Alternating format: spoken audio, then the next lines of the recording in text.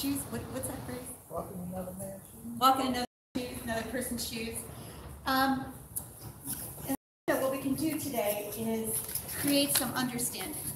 It's so disturbing for me to listen to all the news when I feel like people are driving us apart for political reasons, for monetary reasons, and it's disturbing me so much. It's messing with my vibe, as they say.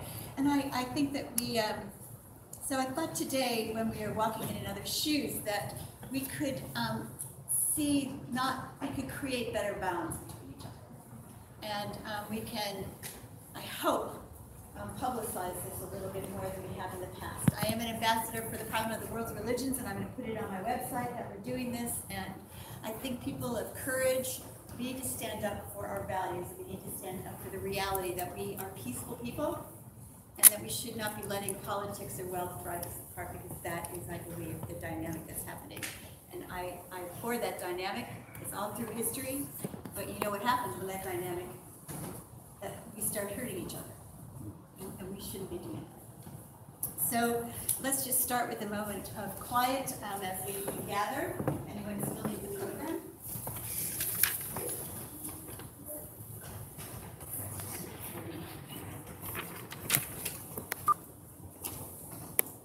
So I thought I would do something a little different than we've done in the past, which is I usually change the service so that everybody can join together. But today I thought that I would do our Lenten service and explain just little phrases to tell you what we do during Lent and to show you how we do the same things. We do different things, but we overlap. We have actually, over history, I teach comparative religions, we have exchanged ideas and practices the entire time that we have existed as religions. And we are actually doing things that each other does. And I remember sitting in the back when the temple first came, and someone said, "Oh, do I know about Moses?" And I'm like, "Yes, every Sunday we talk about Moses." So it is amazing to me how much we don't know about each other.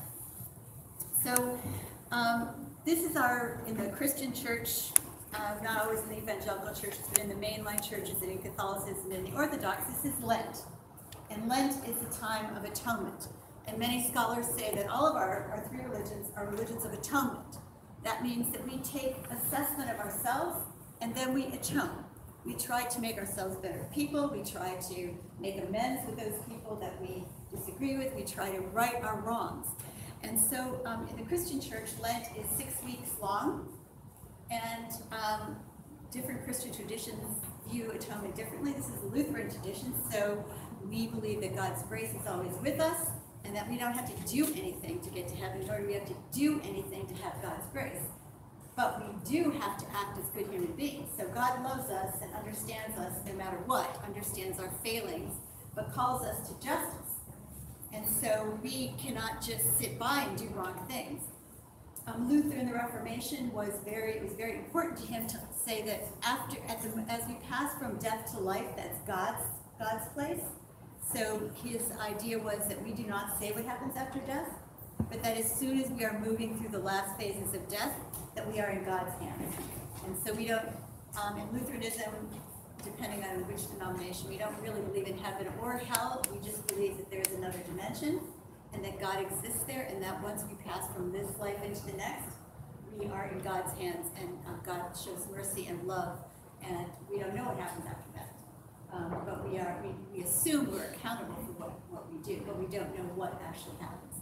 So some Lutheran churches and some evangelical churches definitely believe in hell, and Lutherans do not really do that. We just believe in a sense of justice. So Lent is a time where you prepare for death. As most people know, Christ died on the cross to save human beings from their own selves, is what we believe, and to show us that there's life after death. So Lutherans believe in life after death. We just shouldn't be saying anything about it because we're not God and we're not in charge of the afterlife. So it's when we pass, and as a pastor that has been with many people who die, I can say from my own experience that when people are dying, as some of you are with your relatives, that there is a passing. Their soul is moving on, and they're moving away from earth, and there's a moment of what I call, and there's studies on this, where you are acutely aware of who you are and what you've done in your life. So I remember with my own father, they showed us the MRI.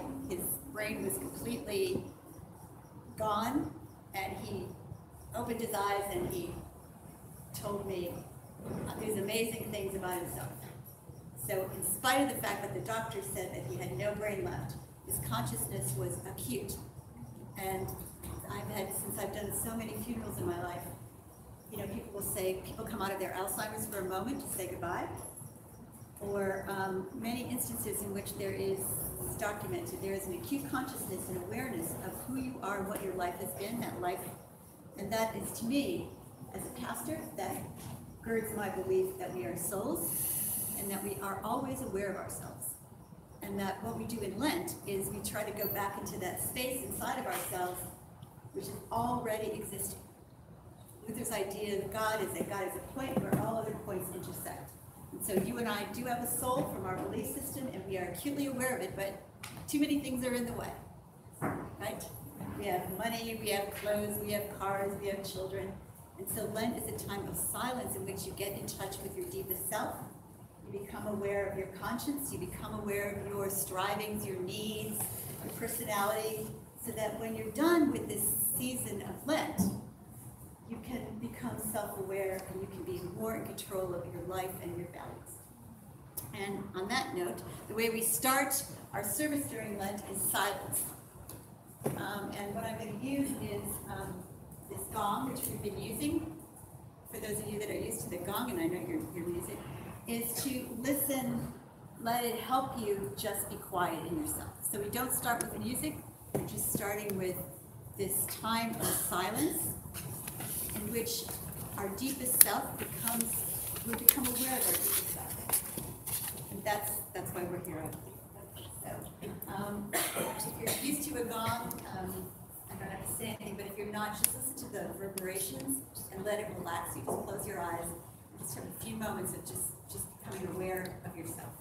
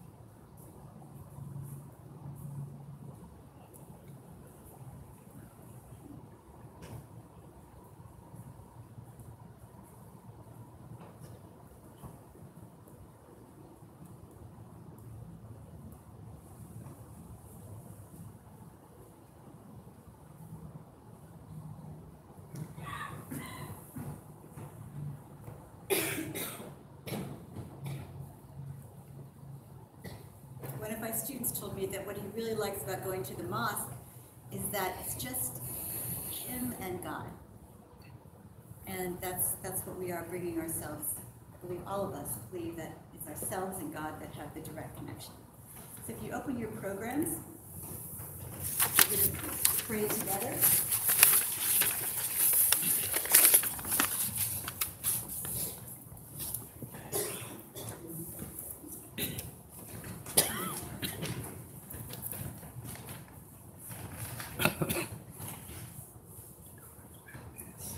So since you're sharing in our service, you can join in or just read along, whatever you feel comfortable with. L is for leader and C is for congregation. Lent calls us to journey along the edge and to anticipate our final passage into a world without end. Look with compassion on the whole family. Take away the arrogance and the hatred which infects our hearts. Lent calls us to the cutting edge when the wheat falls to the ground and new life comes forth. Break down the walls that separate us, unite us in bonds of love. And through our struggle and confusion, work to accomplish your purposes on earth. That in your good time, each person in all nations may serve you in harmony, in the image of your love, as it is revealed through Jesus Christ. And then we pray together. Please join me. We do not always walk well along the edge, God. At times we fall into chasms which separate us from you. We fall into self-absorption, materialism, superficiality, greed, fear, and the human reality of separation from you. With eyes closed, we risk falling into the abyss, the darkness of separation from you, from others, and from our purpose on earth. At the end of our journey, the hour will be at hand. We ask for strength and assurance of your grace, and the mercy of your love, as we struggle to realize our true selves and to enact justice on earth.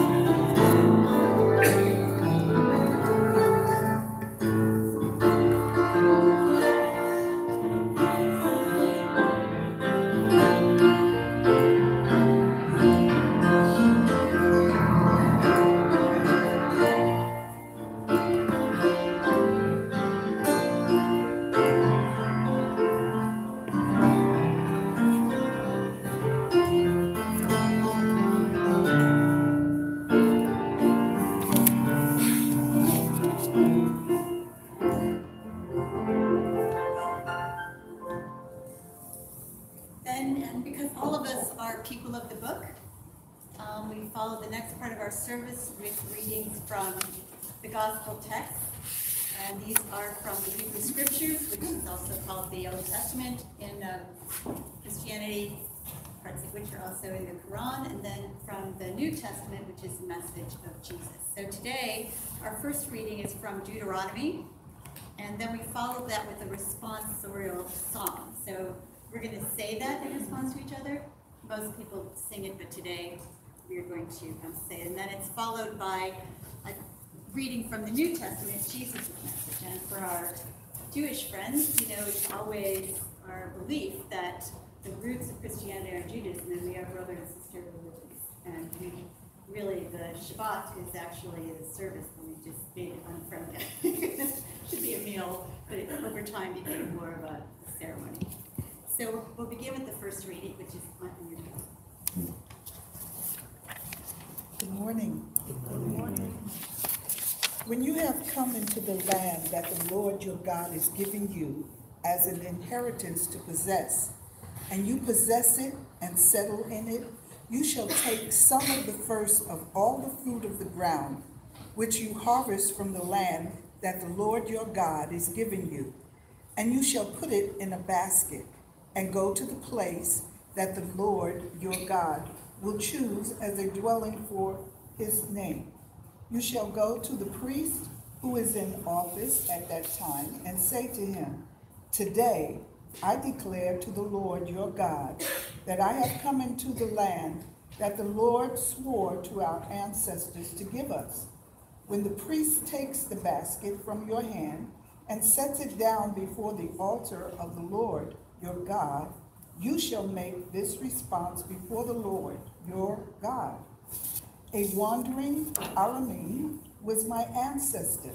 He went down into Egypt and lived there as an alien, few in number, and there he became a great nation, mighty and populous. When the Egyptians treated us harshly and afflicted us by imposing hard labor on us, we cried to the Lord, the God of our ancestors. The Lord heard our voice and saw our affliction, our toil, and our oppression. The Lord brought us out of Egypt with a mighty hand and an outstretched arm, with a terrifying display of power, and with signs and wonders. And he brought us into this place and gave us this land, a land flowing with milk and honey. So now I bring the first of the fruit of the ground that you, O Lord, have given me. You shall set it down before the Lord your God, and bow down before the Lord your God. Then you, together with the Levites and the aliens who reside among you, shall celebrate with all the bounty that the Lord your God has given to you and to your house. So we will read the song. Okay.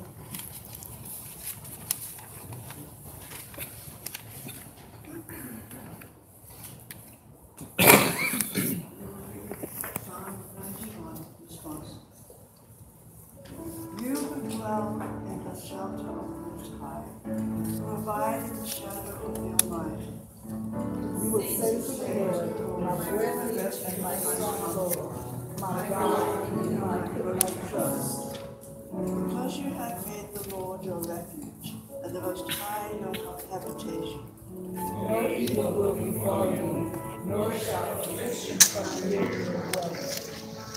For God will give the angels charge over you, to guard you in all your ways.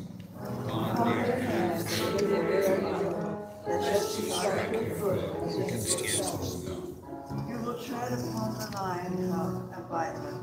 You will trample down the lion and the serpent. I will deliver those who cling to me. I will uphold them because they know my name. They will call me, and I will answer them. I will be with them in trouble. I will rescue and honor them. With long life will I satisfy them and show them my salvation. Peace be with you. And unto you. Because we believe that the biblical texts are a revelation from God, maybe some Christians believe it's a direct, comes down right in your head. Lutherans do not believe that. They believe that the texts were created by human beings, and in order to understand them, we have to reflect upon them. We have to understand who wrote them, when they wrote them, what language it is. Called higher biblical criticism. So often when you hear evangelicals preaching, they have what is called literal historical, where they don't use higher biblical criticism. They don't necessarily try to understand the author or the linguistics. But in Lutheranism, we have a very complicated called hermeneutic, in which we study the various languages. I read the Hebrew text of those that are Hebrew.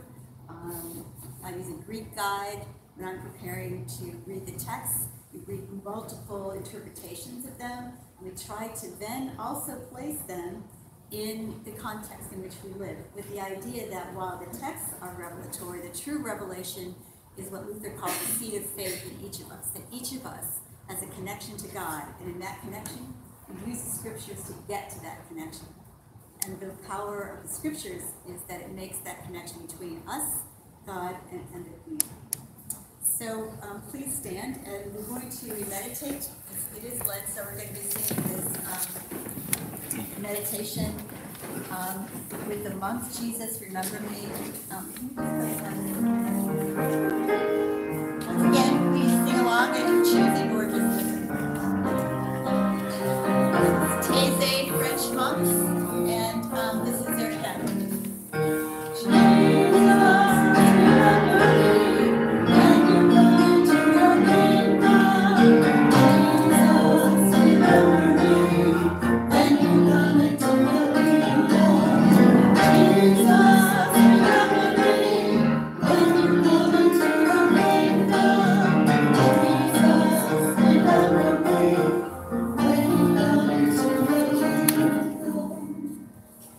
Gospel text we're using this morning is on the back of the bulletin at the bottom from the book of Luke, one of the 4 Gospels that tell the story of Jesus. And I want you to understand how important it is that there is not one story of Jesus. There are 4 stories of Jesus' life, and they differ in some respects.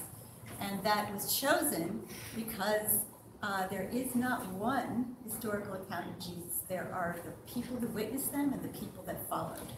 And therefore, Christians have a wide breadth of beliefs about who Jesus is and what the Son of God means. There's not one interpretation of Jesus, and there never will be, because there are 4 texts, and that is very important to understand when we think about our relationship with each other. Jesus, full of the Holy Spirit, returned from the Jordan and was led by the Spirit in the wilderness, where for 40 days he was tempted by the devil. He ate nothing at all during those days, and when they were over, he was famished. The devil said to him, "If you are the Son of God, command this stone to become a loaf of bread." And Jesus answered him, "It is written, one does not live by bread alone." Then the devil led him up and showed him in an instant all the kingdoms of the world. And the devil said to him, "To you I will give their glory and all this authority, for it has been given over to me, and I give it to anyone I please. If you then will worship me, it will be all yours." And Jesus answered, "It is written, worship the Lord your God and serve only him." Then the devil took him to Jerusalem and placed him on the pinnacle of the temple, saying to him, "If you are the Son of God, throw yourself down, for it is written, he will command his angels concerning you to protect you. And on their hands they will bear you up, so that you will not dash your foot against a stone." And Jesus answered him, "It is said, do not put the Lord your God to the test." When the devil had finished every test, he departed from him until an opportune time. Jesus.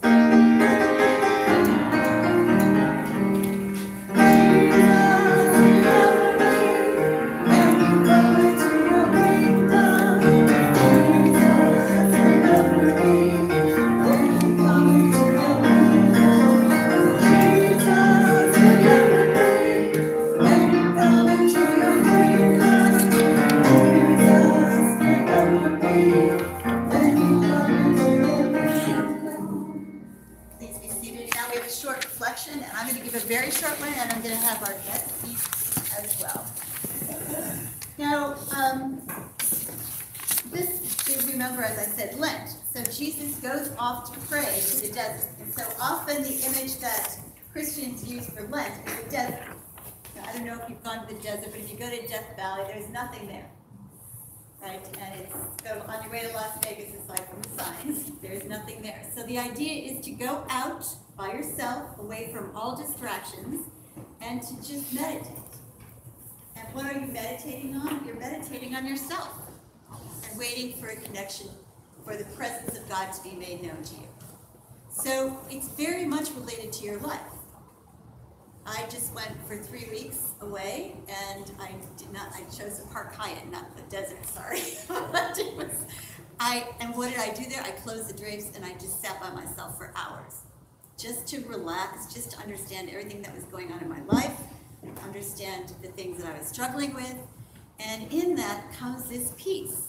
And I know on Saturday nights, after you listen to the music, after I leave, I'm so glad to come on Saturday nights because I feel like I'm cleansed. And it's the same thing with the music on Sunday. So each of us do the same thing.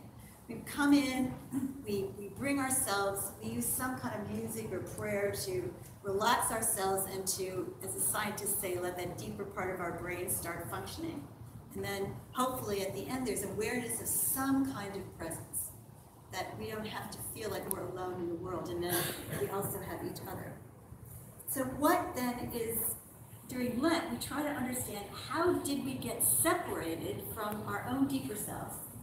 And how does the world get separated from the plan that God has for the world? I mean, I drove back along Route 1 yesterday down the coast. It's so beautiful. And yet, I have to come back to sometimes such ugliness that I see around me, especially our political climate today. It's just so ugly, and it's disturbing. So how do I get connected, and how do we turn around our country and our globe to a civil, respectful world, a just world, because that's what we're here to do. I believe we're all here to create a just world. And in the moments that it's ugly, we have to name the ugliness, call it out, and then we have to try to construct the world. We are in charge of our world and our lives. But sometimes we get disconnected. And so just really quickly, the point of today's gospel text is to say, Jesus goes to the desert, and that's where he gets his strength.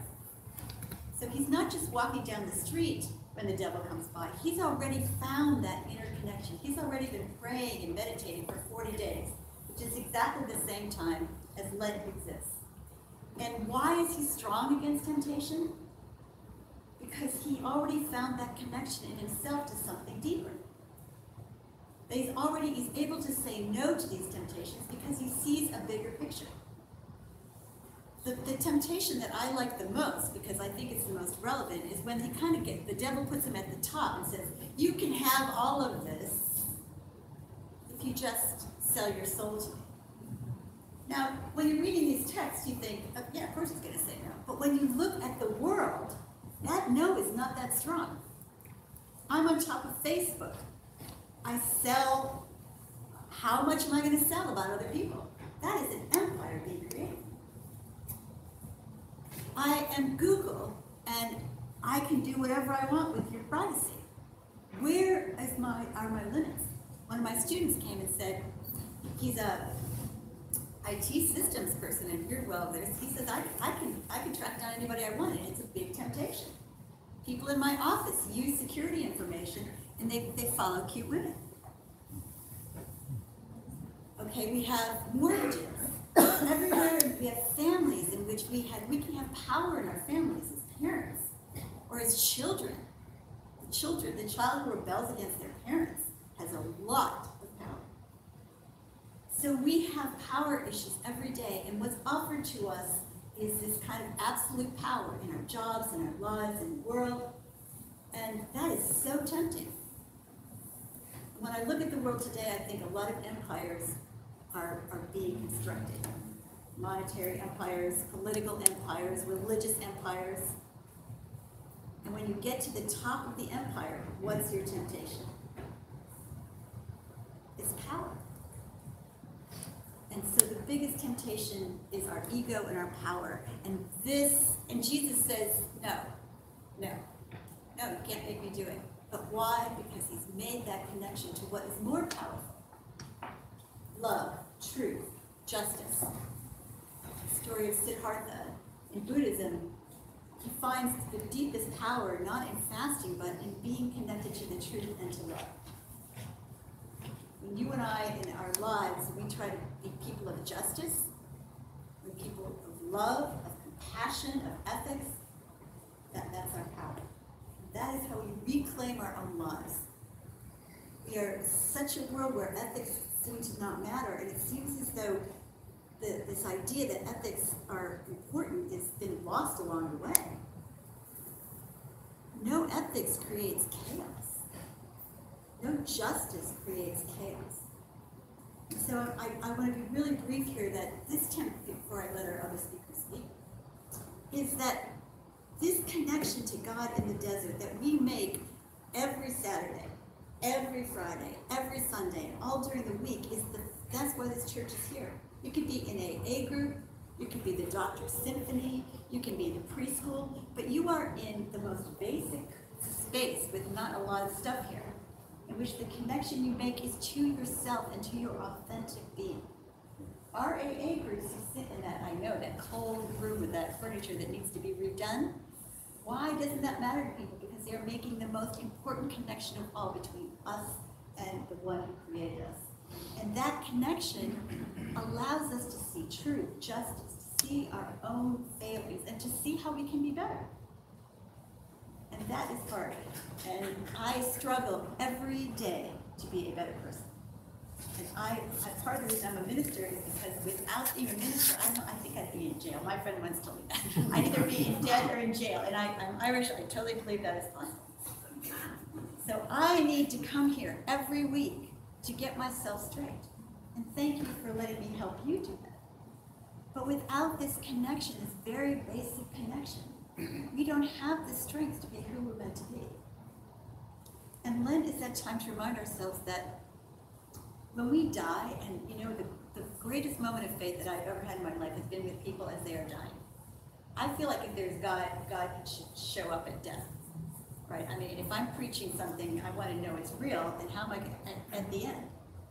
And as I'm with people walking through their unbelievable ability, and I actually can't think of a person I haven't been with who hasn't had this moment of reconciliation. And there's a service you have, and of death, in which you come to terms with your conscience.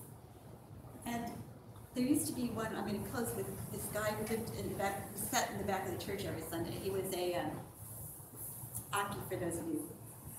He wasn't a believer, but his wife was, and he'd come over and he'd back, and he'd tell me what was wrong with my sermons all the time. No problem. It's helpful. But he didn't believe, but he came. And when he was dying in his room, he was in his house, and he said to me, I see there's something else. Janet, I believe. I believe at this moment. I see where I'm going. So that is my testimony to faith. And I believe that seeing where I'm going is available to us if we just sit down, listen to our Sufi beautiful meditation music, to hymns. When we see ourselves clearly, we are free from darkness. And we need to help the world see itself clearly, so the world can be free of darkness. And that is walking in another's shoes. When we walk together, and I don't mean some abstract way, when we all walk here together, we walk the same footsteps. We walk in this room, in that room, in the bathrooms, in the parking lot. We are literally walking in each other's footsteps. And because of that, we have become friends. And we just need to understand each other better. We are literally walking together in this great space. So thank you, and I'm going to turn it over to Sheikh Nour. Welcome, Sheikh Nour. Can we have someone introduce you? You don't have a mic. Okay, just stand right here. That's okay. So if you can't hear me, could you let me know, and then we'll have you. We'll have you do an introduction.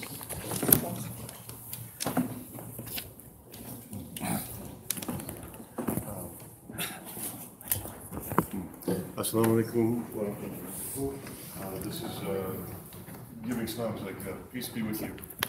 I grew up in the church and I'm very happy to be here. Thank you for inviting us and inviting Dr. Nour. Dr. Nour is the son of our master, our teacher, Sheikh Kabbani.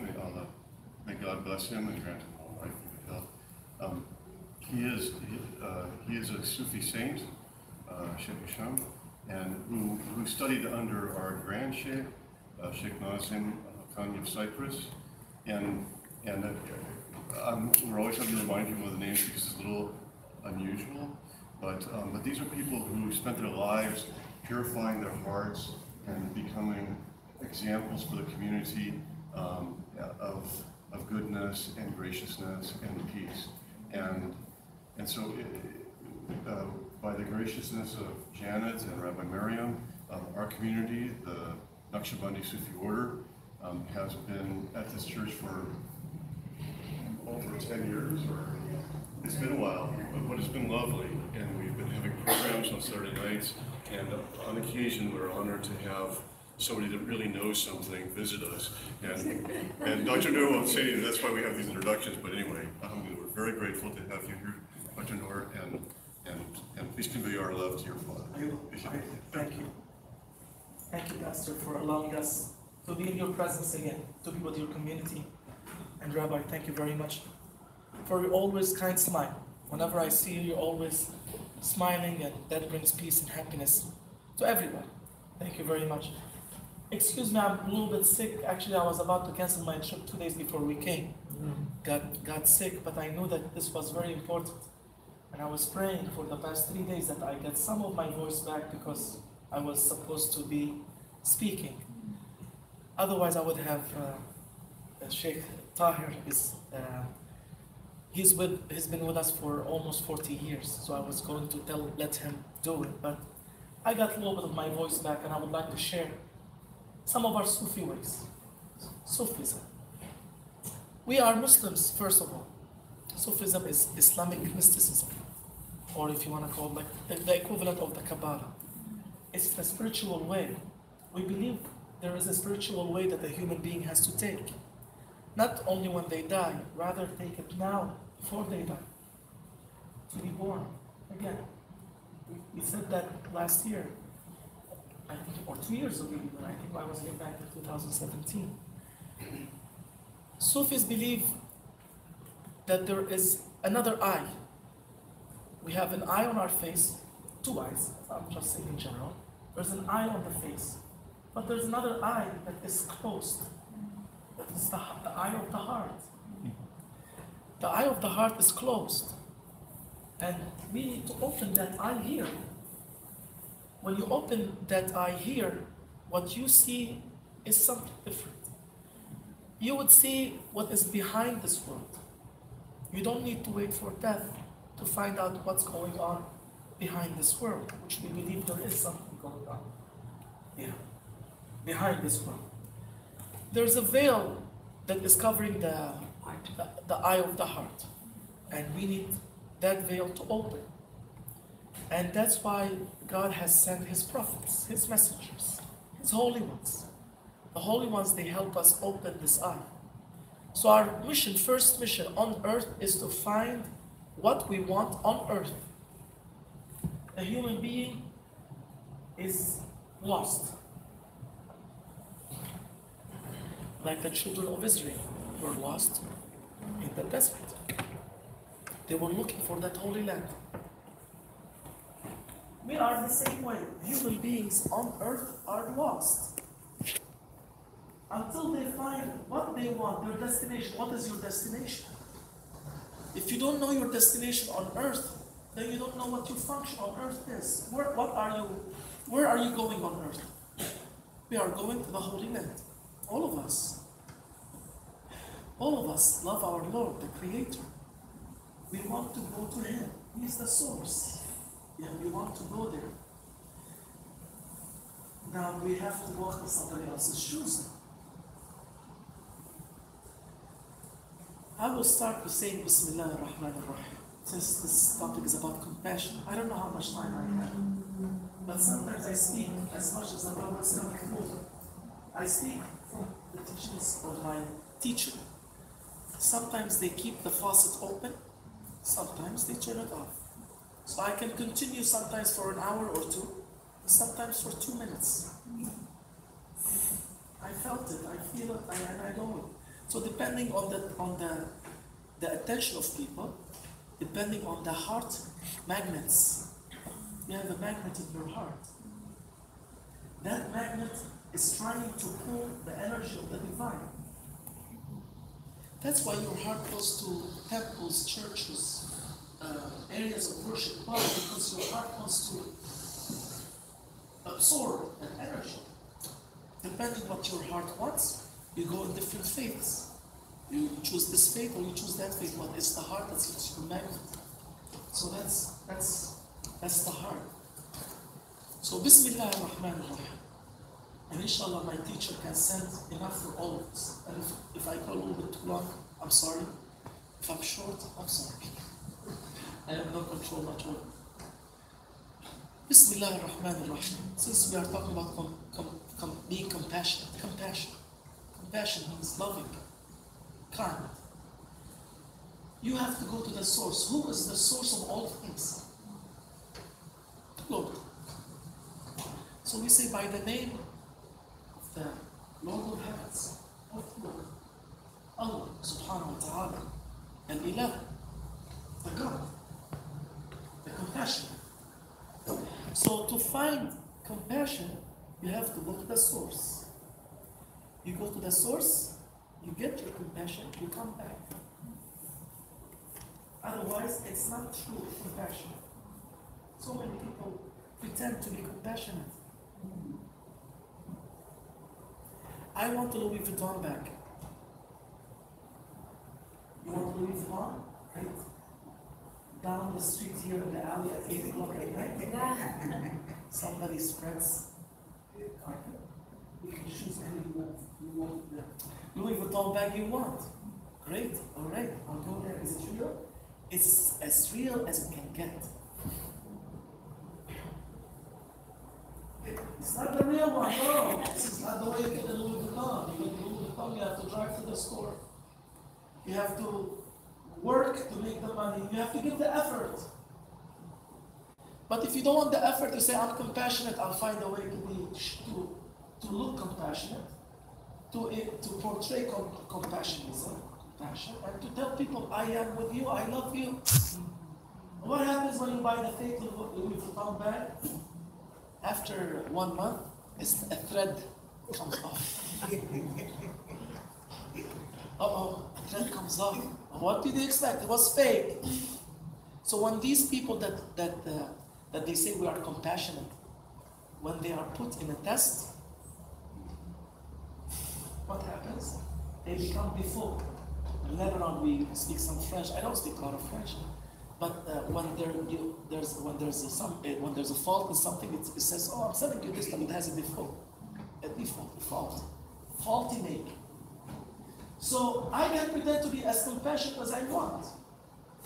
I love all of you. There's love in this room. I feel the love. We're all connected. 2-3 months later, I become your enemy. I speak behind you. I betray you. Where's that compassion? It was fake to start with. So you have to go to the source. Who is the source of all things? The Lord. You have to find your way to find the Lord. Holy ones found the Lord. Moses, peace be upon him, saw the fire.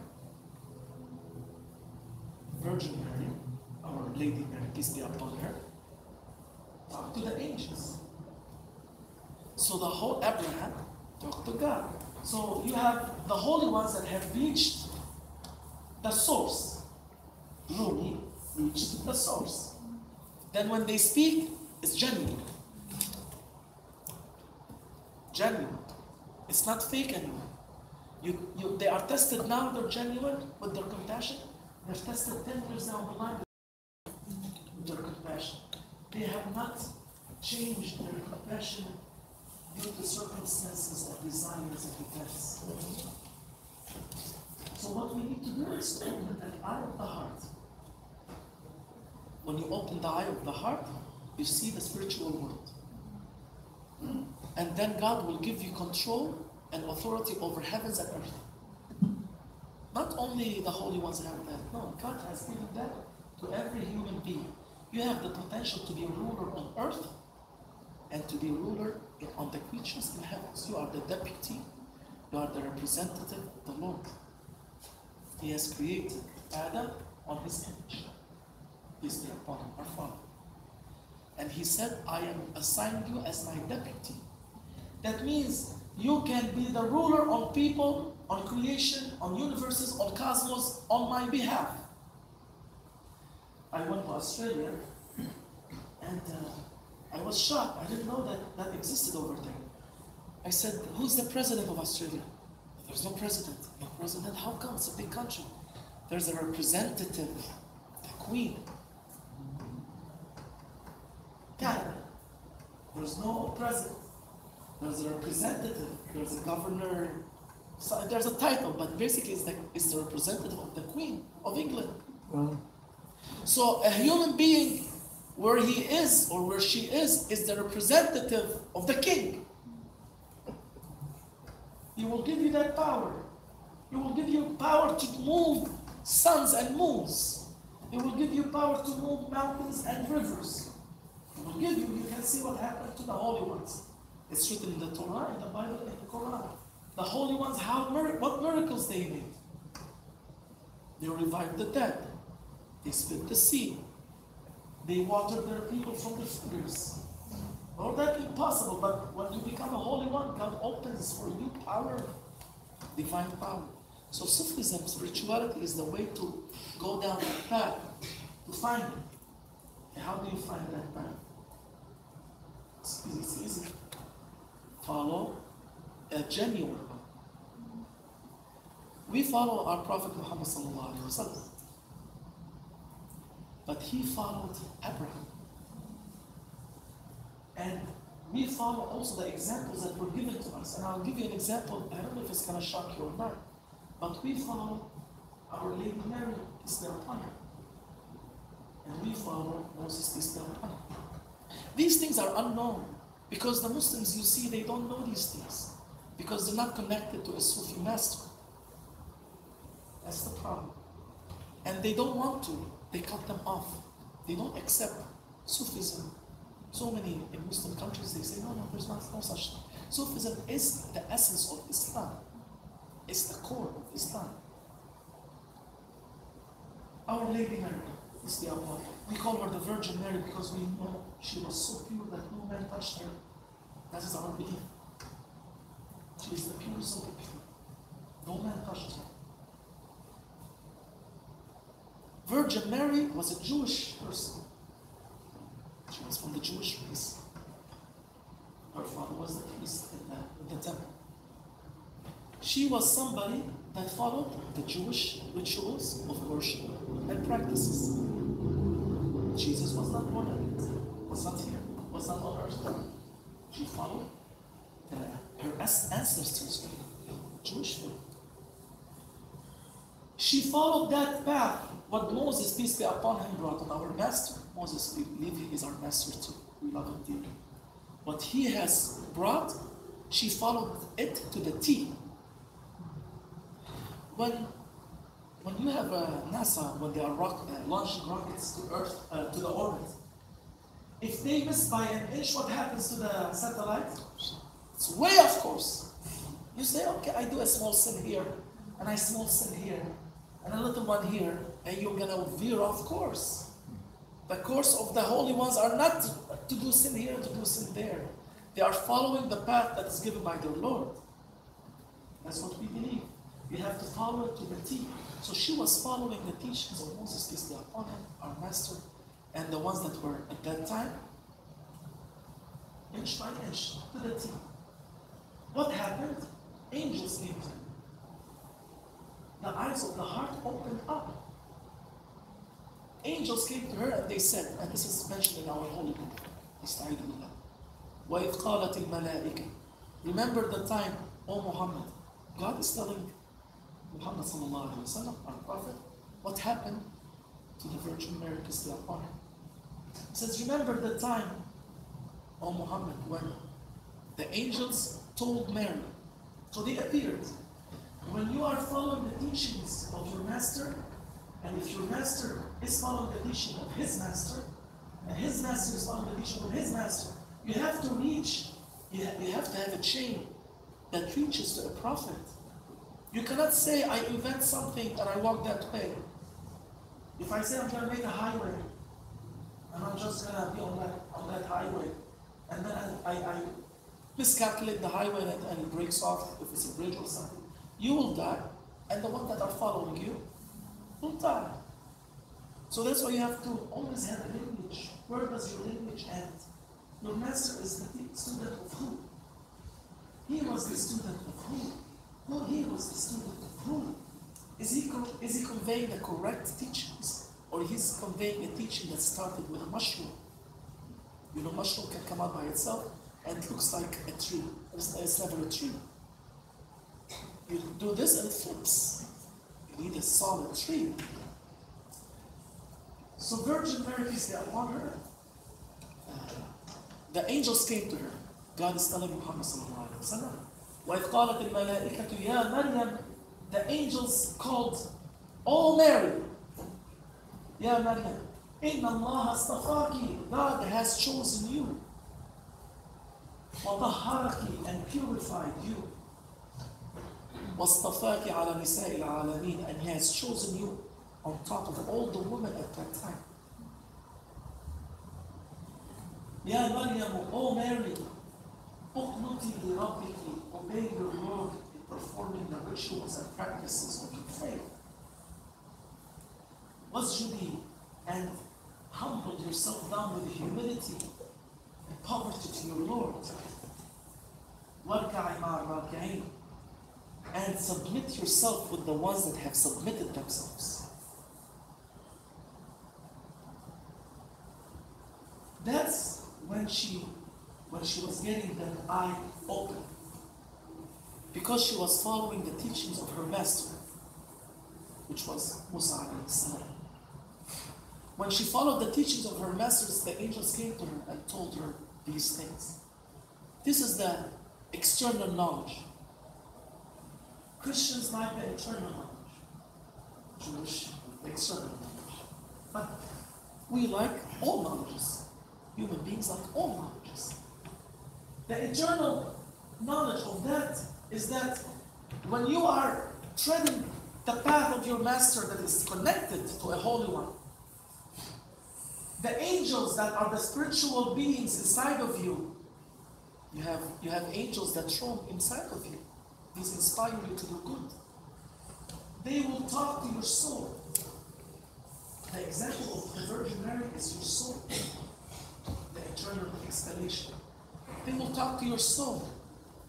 They will say, "O soul, O spirit of that human being, God has chosen you." The angels inside of you, as spiritual beings, will talk to your soul that God has chosen you. Why? Because you left desires. When you worship, you are leaving your desires. The pastor talked about the wealth, the glamour, the parties, the beauty, the cars, the this, the that, self-absorption, the greed. You have abandoned your desires, O soul. So when we are worshiping, we are abandoning our desires. That's when God chooses you. He has chosen you, O Mary. He has chosen you, O soul.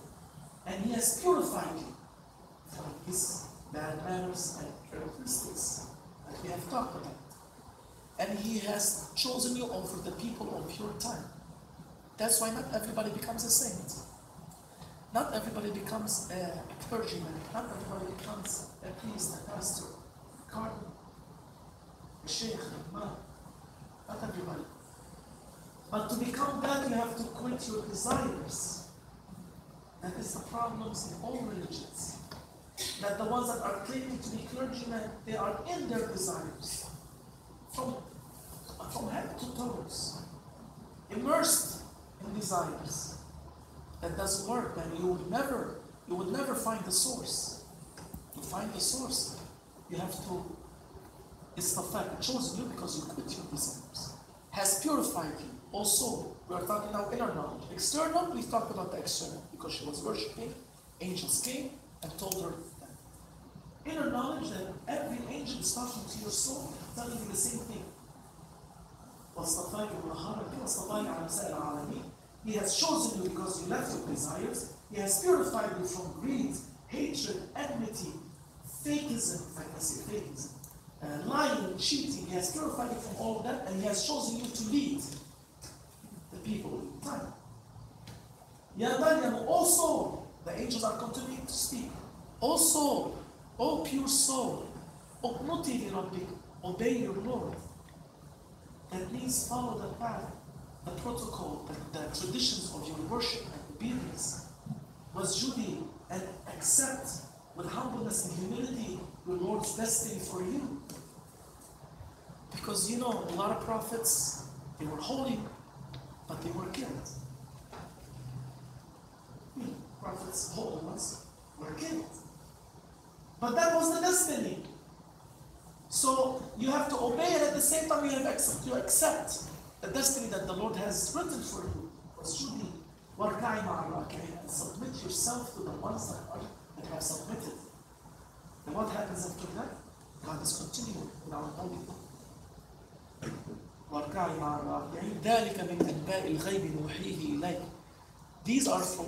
These are the news from ghaib, unknown. We are revealing it to you. Muhammad sallallahu alaihi wasallam is illiterate. He had no access to the Torah. He had no access to the Bible. He was in the middle of the desert. He was an orphan. He was poor. So God is telling him, I'm telling you, you don't need to read or listen to people. I will be telling you what happened. That's what happened to her. I'm telling you from the unknown that you have never heard of. Neither will be. وَمَا كُنْتَ لَدَيْهِمْ إِذْ يُلْقُونَ أَقْلَامَهُم. You were not present when they were throwing their pens. أَيُّهُمْ يَكْفَلُ مَرْيَمْ. Who will be taking the custody of Mary? The priests, they were throwing their pens in the water to see who will take the custody of Virgin Mary. And the one with the shortest span won the custody, and that was Zechariah alayhi salam.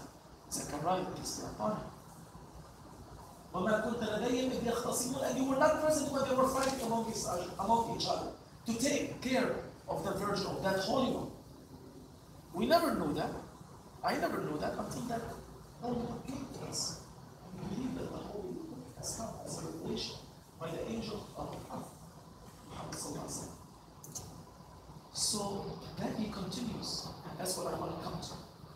If you do all of this, what happens next is that the angels told Mary, God is giving you the glad tidings of Jesus. People talk about bringing Jesus into their hearts. And God is telling you how to do that. It's telling the soul, O soul of a human being, if you obey your Lord in the rituals of worship and practices He has sent you, if you are satisfied with His destiny that He has written for you, if you submit yourself to the service of your Lord, as we read there, you submit yourself to the service of your Lord, not to the service of the demon, as He has ordered you, I will send you Jesus. Isa. Jesus, the Son of Mary. He's the all over. Wajihan, honored. He's an honored one. Jesus is an honored one in dunya, in this life and in the hereafter. That's when you're going to get the light of the Lord in your heart. Isa alayhi salam, Jesus Christ, peace be upon him, represents the divine light. There is an external historical facts which we don't deny, absolutely not. Whatever happened, history has written it down. But also in the holy books, there are internal knowledge that addresses the soul and the heart. So the figures, or if you can say figures, not figures, but the characters that are in the stories, they reflect on your inside. Sometimes the characters of the prophets can be your heart, can represent your soul, can represent your ego, can represent your mind. You have to find out which character represents what part of you internally. That is Sufism. That's what Sufism teaches. So when we do that, the divine light will shine into our heart. And when the divine light shines into your heart, what can you see? You can see ajab, as my grandfather, our teacher, has said. You will see amazing stuff, that things you have never heard, never seen, never even imagined of, because now you are seeing in the light. Imagine if this place was dark. I don't see anybody, you don't see me. But I say, put the light on. Everybody sees everybody. So we are in the darkness still. That's also, I think we're coming to a part that says darkness. We are in the darkness still. Until the divine light enters into our heart, we won't be out in the light to see what's the truth, the reality. When you see the divine light, then you reach compassion. then you reach that compassion. God will give you from His character, from His teacher, from His quality. He is a compassion. Then you have genuine compassion. Then you have real compassion. Then you come back, and He says, Jesus Christ will speak to people when He's a baby, will speak to people when He is old, and He will be from the good ones that will lead people into salvation, or to salvation. So when that divine light comes into your heart, you have that compassion to teach people and guide them to that divine light. That is what we are waiting for. That's our practices. That's why we accept all prophets, because they all represent part of us, Muslims. But so many Muslims don't know that, because they have not followed the Sufi teaching. They have not followed Islamic mysticism. We are trying to learn some of that. I don't know any of that. I learned it from my teacher. But what I'm trying to do is just to share what I know from my teacher. And our teacher is Sheikh Hisham. Inshallah, next time we come to California, we'll bring him with us. He can speak and address all of us. All of us are in need of that divine light. So that's how we share. Internally, we are all connected. Externally, we might be of different color, different height, different status, different wealth. Yeah, that's dunya. This is the world. But internally, all human beings are connected with that one divine light, like we said, the dot. Everything can converge. Oh, you said it. Sorry, Pastor.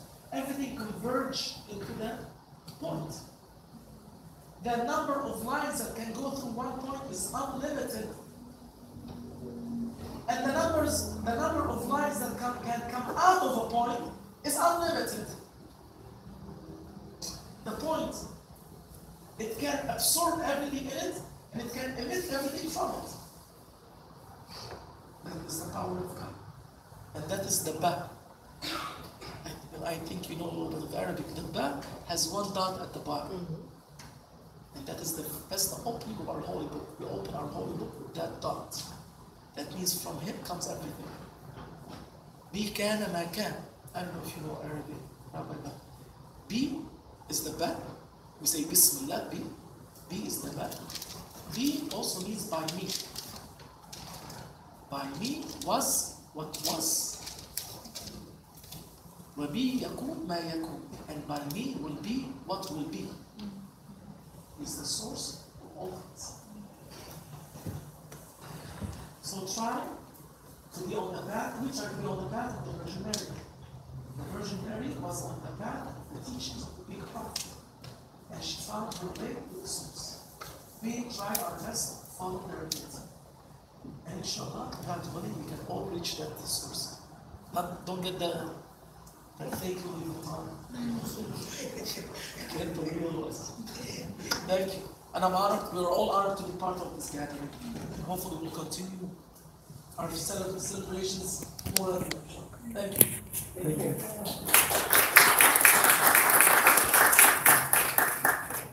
Miriam, I didn't give anyone a time, so 10 minutes is that good? Okay. So.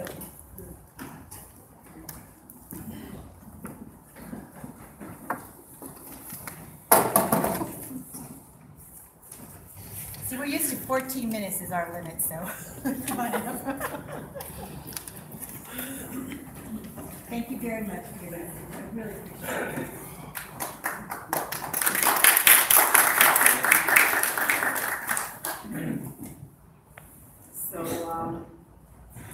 Good morning, everyone. Good morning.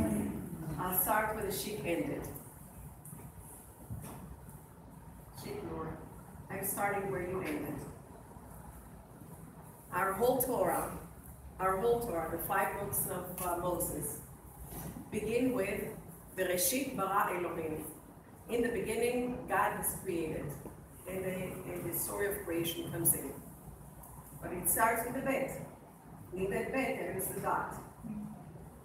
The first letter of the 5 books of Moses start with the bet and a dot. So wrong. Something to think about.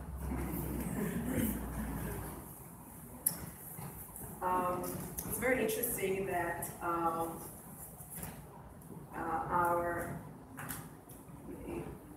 we have decided to give a title to our teaching to this morning, and we decided we're going to talk about compassion. And it's so wonderful to see how each one of us comes from a different place, talk about the same thing. This week, yesterday, we ended the book of Shmot, which is called also Exodus. As you know, in the Jewish tradition, every week the 5 books of Moses are divided into weekly segments, and in each week we learn a different portion. This week we ended the book of the book of Exodus, and we're starting this week, today, the book of Leviticus. The book of Leviticus is also called Torah Kohanim, which is the priestly teachings. The whole book talks about the worship in the sanctuary. And the sanctuary, as you know, at the time, was the Mishkan. The Mishkan comes from the root word in Hebrew, shachren, which means a neighbor, which means the word of love your neighbor as yourself, comes from the word Mishkan.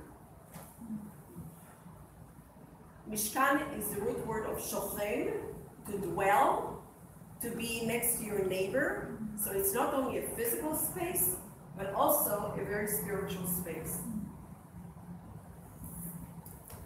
The last segment that we have just read talks exactly about the building of the Mishkan, or the dwelling place, and the size of it, the colors of it, and who will build it.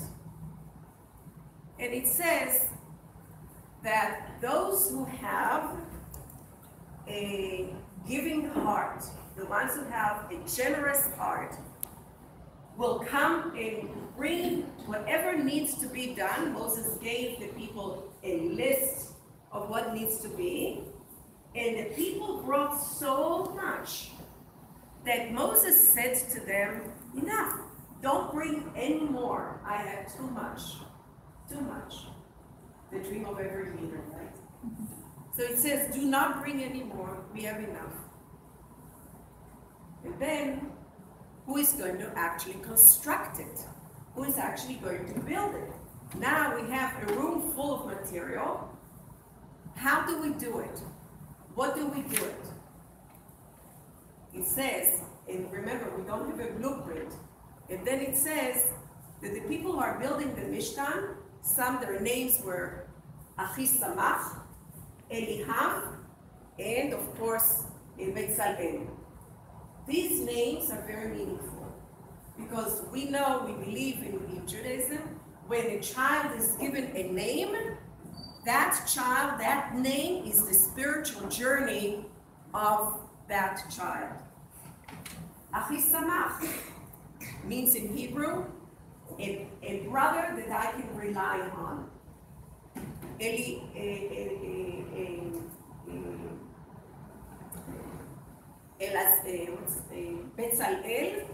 Betzalel means in the shadow of God.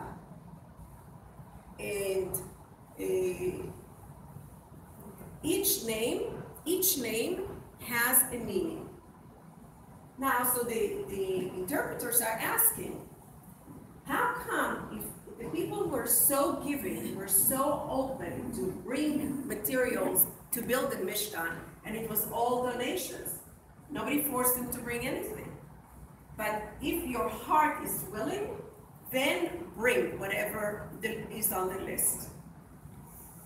And so, who is going to build it?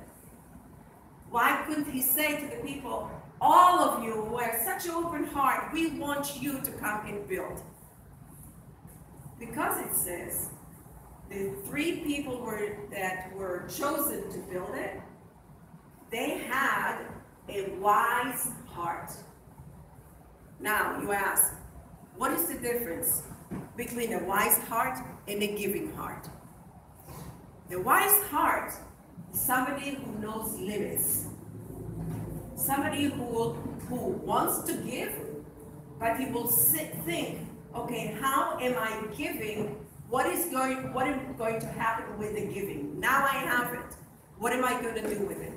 How am I going to divvy it out so it's going to be responsible? Remember, this is constructing of the holy ark. So you said correctly, we believe the same. The intentions of your heart is what really matters here. But it's not enough. The intentions of your heart has to be very, very pure and very directed. How am I going to do it for the benefit of all? Not for my benefit, but for the benefit of all. How is all going to benefit from what I intend to do?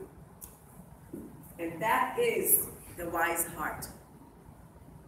The wise heart comes from a space of generosity of the heart and, of course, the mind. Not generosity without boundaries is a waste. Generosity with boundaries is a giving heart and a wise heart. So this is how our Mishkan, our dwelling place, was built. And my intention to bring on the topic of generosity and compassion is something a little different.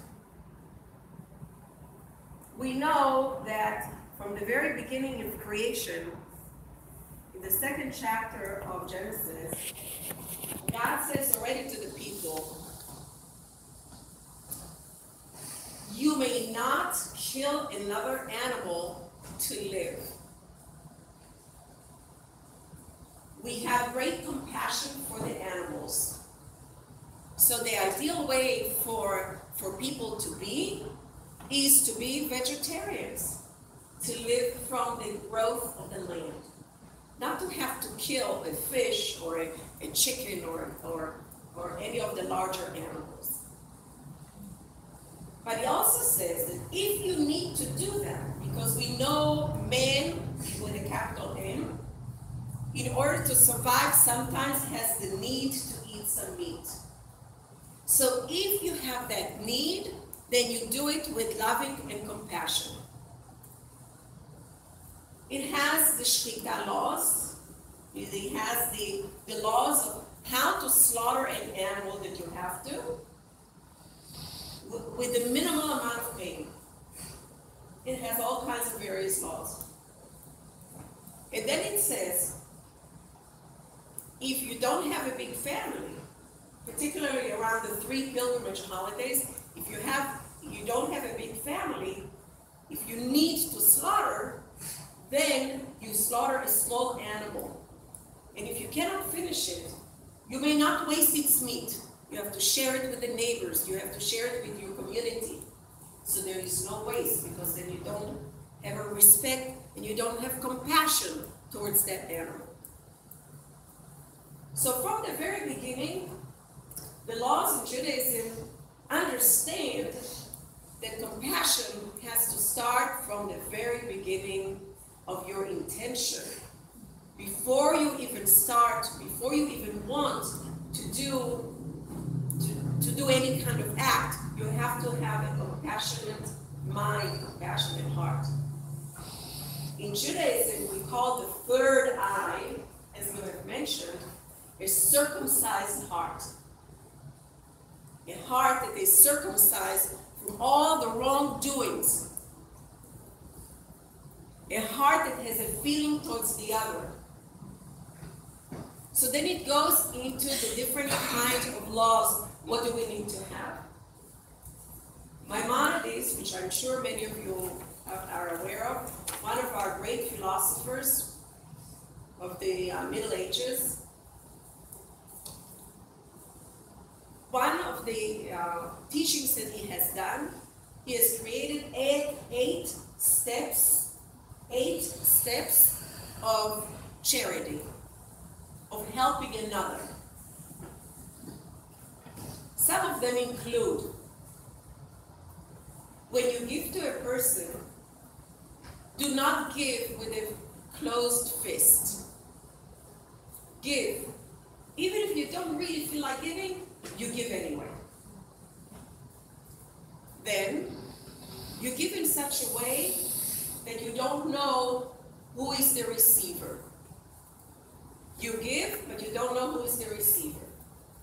Another, you know who is the receiver, but you give in such a way that he doesn't know you.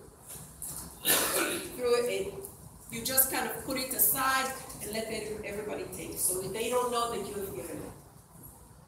The highest level of giving is to become a partner with the person. In other words, teach the person how to fish by giving them the rod to fish themselves. Become a partner with the one you are giving to help their skills, to set them up for success. Very important. So when we give charity, it's extremely important. But do it with a wise heart. Do it as if you are the one walking in this footstep in the shoes of the other. Give it in such a way, with loving heart, with compassionate heart, with a giving heart, with a wise heart, with a circumcised heart. One that knows no boundaries, one that knows no color, one that knows no prejudice. You give because your heart is willing to get into a partnership with that person to make their life a better place. So then they turn around and they can help others. That's very important. Throughout the Bible, it says, and with this I will conclude. Throughout the Bible, in many, many different places, not only the 5 books of Moses, it says, we want you to take care, do not forget the poor, the widow, the orphan, and the people who are sidelines, the people who are invisible in our society. Do not forget them. And how so? For example, many of us know the book of Ruth. In the book of Ruth, there is a segment that teaches that when Boaz, one of the main characters, Boaz had a beautiful field. It was very rich, and he had a big field of wheat. And the time season for the wheat, cutting the wheat was the time. And it says, do not forget to leave leket. Leket is a segment of 1/10 of the field. 1/10 of the field. You leave it to the poor, to the widow, to the orphan, to all the poor. Now you come and you ask, how is it possible? Why don't you just cut the whole field and give to the poor? No, says the Torah. No, says the Bible. You may not do that, because there is one more angle that we have to consider, and it's the honor of the poor, the respect to the poor. You leave the part of the field, all the poor comes, and everybody cuts and prepares and cuts as much as they need for their well-being. What do we do with that? The poor works for what he earns. It's not dished out. The poor does not have to go with his hand in order to receive something from you. The poor receives because he worked for his meal. He keeps his respect. He keeps his honor. He worked for it. It's his. So Judaism goes into great detail about how to treat the poor. It's something that's a core value. I can't describe to you how important it is in Judaism to treat the poor in a kind, in loving, respectful way. Do everything you can in order not to take the honor of the poor. So when you see the homeless in every corner of our city, when you see the homeless and you have a little leftover, don't just give it to them. Ask them. Look in their eyes. Go down to their level, not above them, and ask them, may I please give you this and this what I have? I have leftovers from a restaurant I was in. May I give it to you? Sometimes they say no, and you say, thank you. The honor of the poor is so, so crucial because you don't take their dignity away. Each one of us has the spark of God in us. Each one of us can direct our heart towards the other. And what we are doing, the way to do it is, of course, imagine yourself. Because today we are here, tomorrow we can be here. The wheel of life constantly turns. If we are up, tomorrow we can be down. So we have to be very careful, very loving, very giving, because tomorrow it can be me out in the street going with a gate like this. So give with compassion, give with love, give with an open heart, give with a circumcised heart, give with a heart that knows no boundaries. And I say amen. Amen.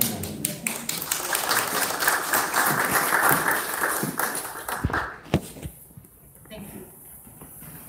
We're going to now do our prayer songs, which is, old person, I need my glasses. Okay. Now I have to say, this is Thanksgiving to the temple because usually in Christianity they make these like long petitions, but I learned from being at the temple that just bringing people's names is the way to honor them. So thank you for